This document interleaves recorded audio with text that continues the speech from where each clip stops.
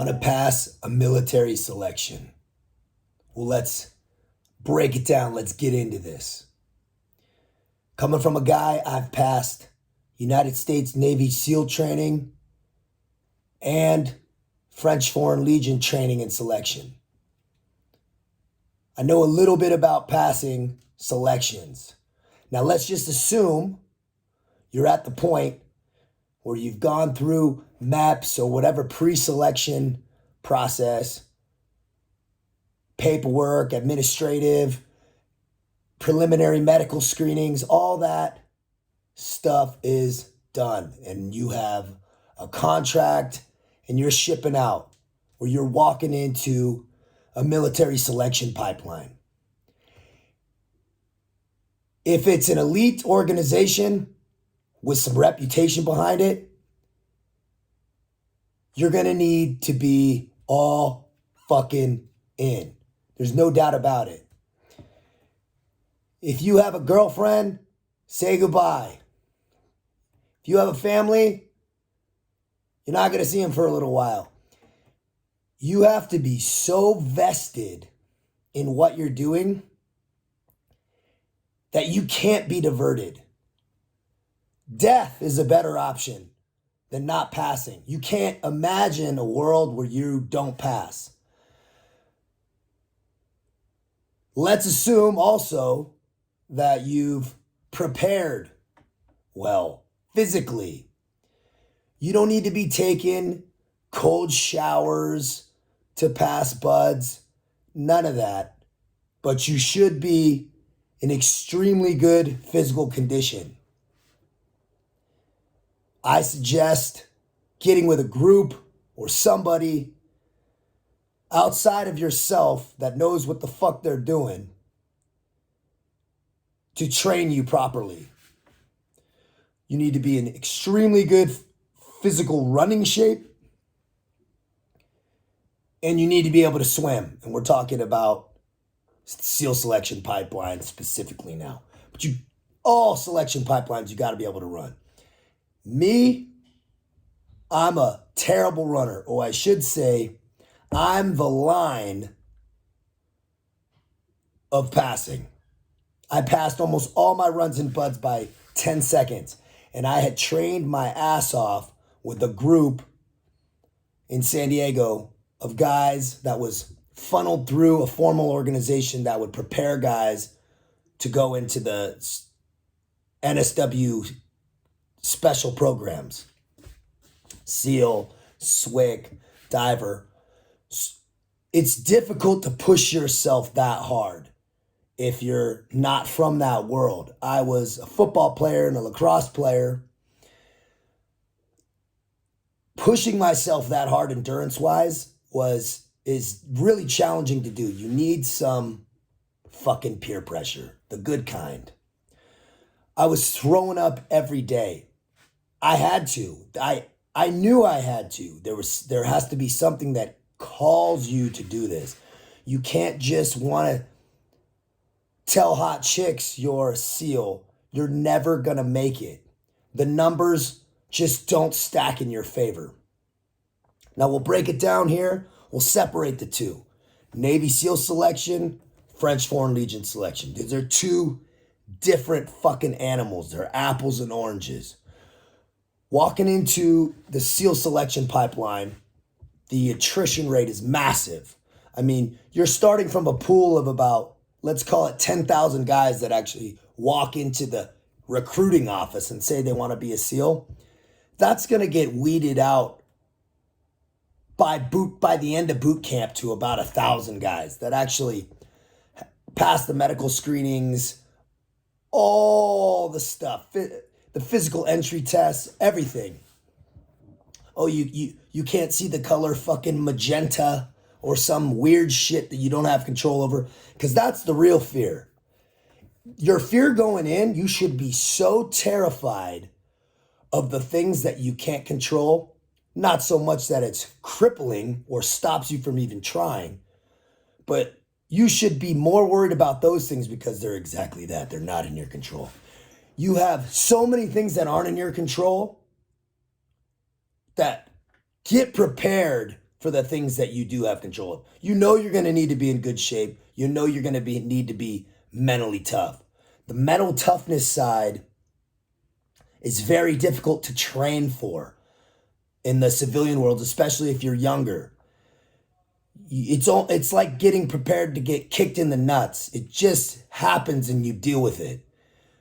Ideally, you've had a upbringing where you were chucking bales of hay or I don't know what, stacking bricks. That's going to help. I didn't. But I think you're going to be better off if you spent a lot of your younger years working. I think you're just going to build some mental toughness and some responsibility and awareness. You have to have the right reasons of why you're doing it. You just got to want to operate. You got to want to be a special operator. It has to be a need like water because everybody gets broken down. You're going to hit a point in the selection pipeline where you're going to be so broken down, not just physically, but mentally. There's going to be something that comes up. You're going to be having a hard time. And it's at those moments where you're in your head that guys think, most guys quit before and after evolutions, mostly in the morning. It's cold, tired, not wanting to do it, scared about the day ahead. Very few people quit mid-evolution. Happens, but not as often as you think. Be grateful if you've got to that point, because a lot of guys who had been cut for reasons outside their control would do anything to be where you're at. So you better not fucking quit. And the second piece is your name's on your helmet. When you put that green helmet down on the ground, that's your family, man. That's your family name. That's you. You got nowhere to go. You got to stay there. That's how it has to be. You got nowhere else to go. That's your home. There's no warm, cozy place to go run and fucking hide.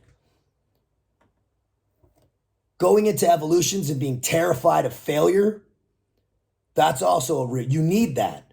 That's going to hone your focus and keep you putting out on every evolution. I'm a bad runner. I had to put out because I was running from failure behind me. I was running from mediocrity and lack of self-worth. I needed to get away from it with everything I had. Obstacle courses, had to put out. Some guys can coast through, but everybody's not going to coast through everything. There's strengths and weaknesses, and that's the beautiful part of at least the SEAL selection. Now let's shift gears to the French Foreign Legion selection. It's a completely different animal. You're walking into more of a psychological problem here. At least in the United States, you're dealing with familiar things, same language. You're going into the French Foreign Legion.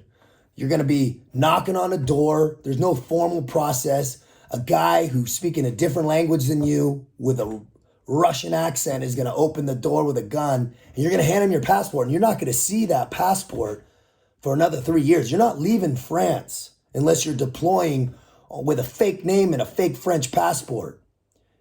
Completely different psychological problem. Your chances are, if you're joining the French Foreign Legion, you're dealing with getting your life fucking organized, which was in my case, in most guys' cases. The French Foreign Legion is a tough organization that you're walking into some ancient history that you're not going to be ready for. You're going to be doing a lot of waiting around at first. You're going to be going through pre-selection, selections. Everything's foreign, literally. But you have to also be going in with the same mentality. You have to be all in. So many guys come in, foot in the door, foot out, and they're gone.